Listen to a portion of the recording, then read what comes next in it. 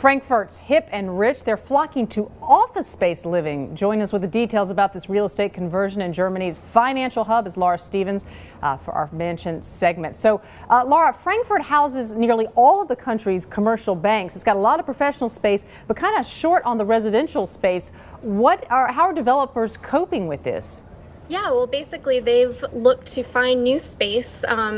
What they've turned to is office space. So they've been taking a lot of different office buildings in the nicest parts of town and converting them from office space into residential, which is a little more expensive than building from scratch, but it also gives you some great views and some really nice benefits. So a lot of the young professionals putting down roots, though, they must like this because they can basically adapt the floor plan to whatever they want. How are the costs of these conversions coming up?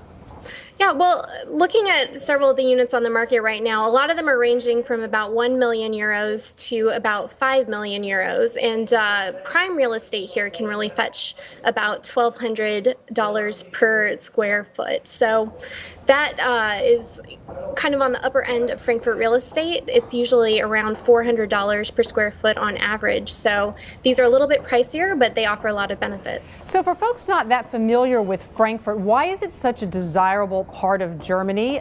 Noise, a big drawback, I understand, in the city. So how are developers dealing with that, and why do people want to be in Frankfurt in the first place?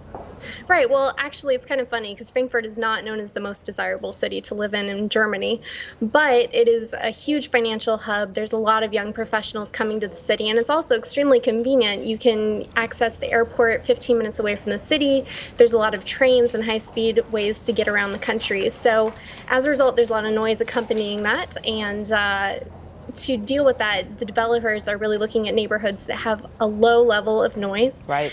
Quiet is luxury here. And then the office buildings help also protect a bit from the noise, which is another added benefit. All right, Laura, thank you so much. Appreciate that. More in our mansion segment. Thanks.